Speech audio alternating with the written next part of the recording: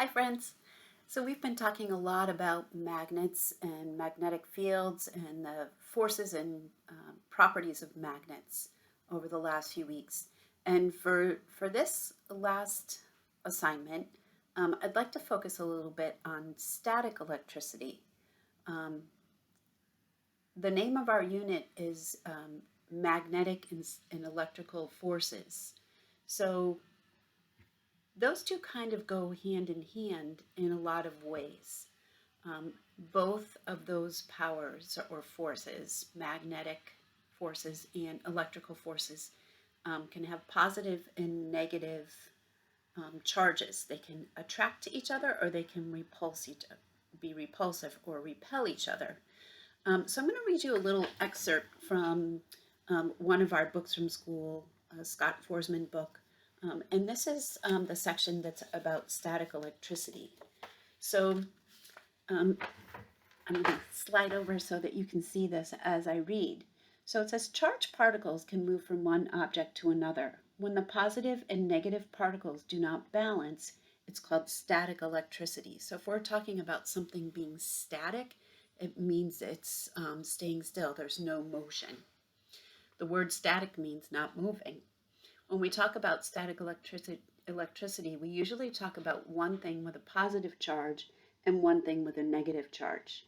Eventually, the charges pile up and static electricity moves.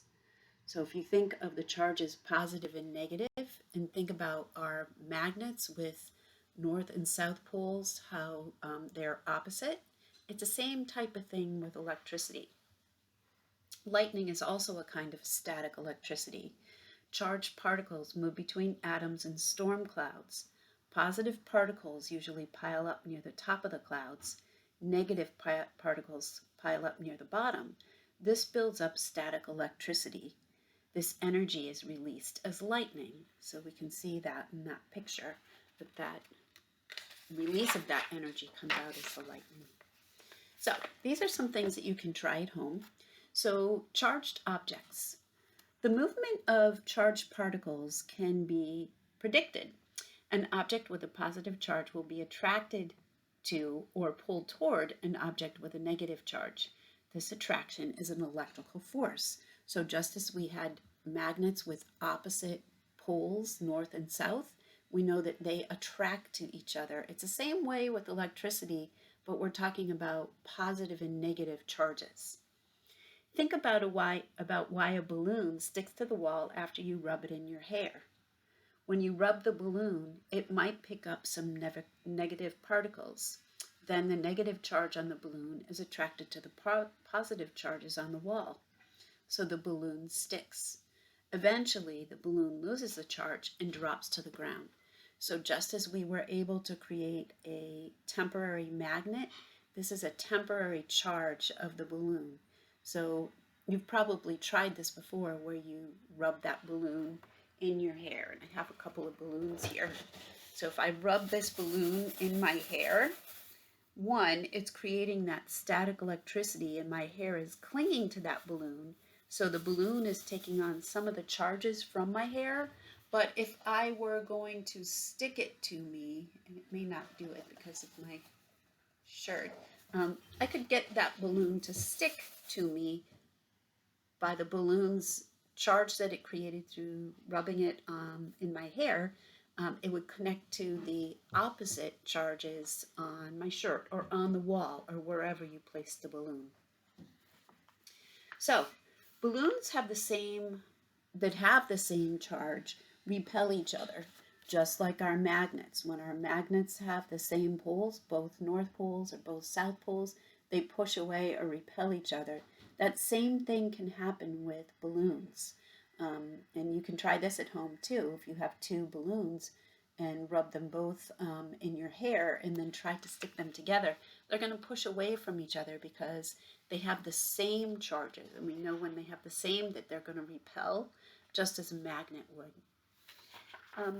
Vice versa, if we only rub one of the balloons in our hair, we'll find that that balloon is going to have a specific charge, say a negative charge, and it will be attracted to the other balloon that may have a positive charge. So you can try that as well too.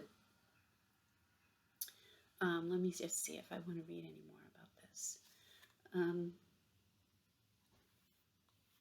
so that's basically it about the balloons and about static electricity. We're just going to touch on that subject. We're not going to dive too deep into it because electrical forces is a much bigger topic than we're going to be discussing. We're just basically touching on the static electricity. So another example is, other than rubbing the balloon in your hair and seeing your hair kind of stand up, that's a type of static electricity. But if you've ever went down to the dryer or to the laundromat and taken your clothes out of the dryer and they're kind of sticking together, and when you pull them apart, you might hear some like crackling, and you might even see a little spark. That also is static electricity that was created by those clothes rubbing on each other as they were drying. Also, if you have carpeting and you're in your stocking feet and you rub your feet on the carpet, when you go to touch the doorknob or even somebody else, a little spark might, not even something you might not visibly see, but you might hear it, a little click or crinkle of that electricity being transferred from from positive to a negative source. So they're attracting to each other. So just a little quick example. You can use a wool sock. So I have a wool sock here that I'm just going to rub on my balloon. So I am transferring the charge from my sock to my balloon, okay? And I have some cut up pieces of paper here. So when I bring this balloon down closer to my paper, I can see that my balloon is starting to attract those particles of paper. The two different forces are connecting to each other. But as you see, as I'm holding it here, they're falling off because they're losing their charge. They're not going to hold that charge for a very long time. Just like when we make our temporary magnets, it doesn't last for a long time. It eventually weakens. Now we still have a couple pieces on the bottom. I'm trying to take those guys off. And I'm going to rub it in my hair because I feel like I get a better charge when I rub the balloon in my hair. And I'm hoping that you have some balloons at home. So now when I bring this down, oh, you didn't see it, and this was a good one. Let me rub it in my hair again. So just rubbing it around so that I'm getting that electrical charge everywhere in my balloon, and you can see how much stronger it was that time just by picking up those different particles, right?